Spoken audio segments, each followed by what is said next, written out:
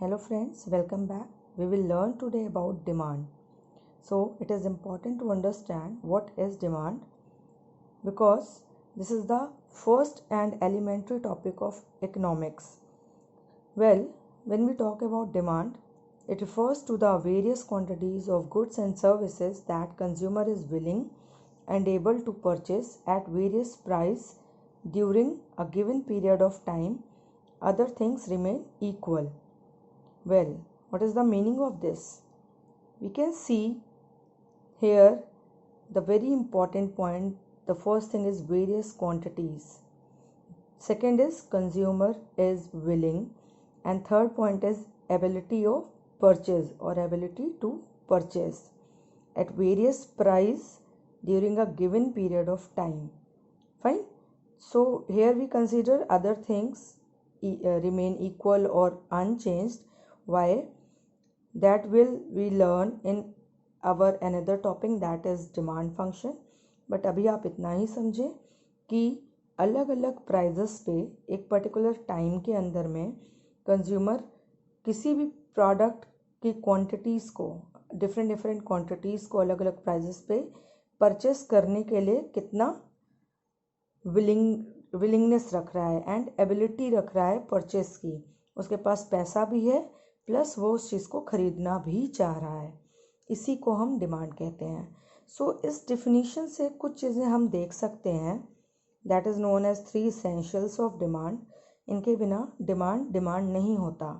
पहली चीज़ होती है डिज़ायर, कि जो पर्सन है या कंज्यूमर है उस चीज़ को ख़रीदना चाह रहा है, अपने पास रखना चाह रहा है. दूसरी चीज़ है परचेजिंग पावर. देखिए, केवल ख़रीदना चाहने से या फिर कि आप अपने पास उस चीज़ को रखना चाहें उससे डिमांड नहीं बनता है.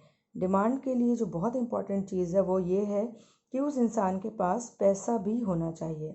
सपोज़ एक स्टूडेंट है, वो एप्पल का आईफोन ख़रीदना चाह रहा है, तो क्या ये एप्पल का डिमांड क्रिएट कर रहा है? नहीं, क्योंकि उसके पास उसको ख़रीदने के लिए पैसे नहीं हैं.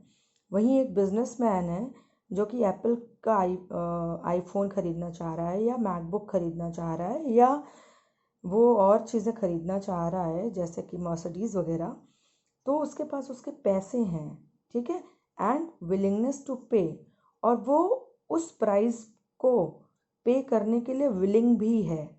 ठीक है. तो अगर हम सपोज़ एप्पल का आईफोन ख़रीदना चाह रहे हैं और हमारे पास पैसे भी हैं लेकिन हम विलिंगनेस टू पे नहीं है, मतलब हमें ये लग रहा है कि इस समय पे हम 1 लाख रुपीज़ उस केवल स्मार्टफोन के लिए खर्च करें, तो हम इस तीनों चीज़ के बिना अगर इनमें से एक भी चीज़ लैक कर रही है तो हम इसको डिमांड नहीं मानेंगे. तो डिमांड के होने के लिए रिक्वायर्ड है कि ये तीनों चीज़ें इसेंशियली हों, मतलब डिज़ायर हो, परचेजिंग पावर हो कंज्यूमर के पास, और एबिलिटी टू पे भी हो. So if we have these 3 elements then we can say that this is the demand of a particular commodity or particular goods and services.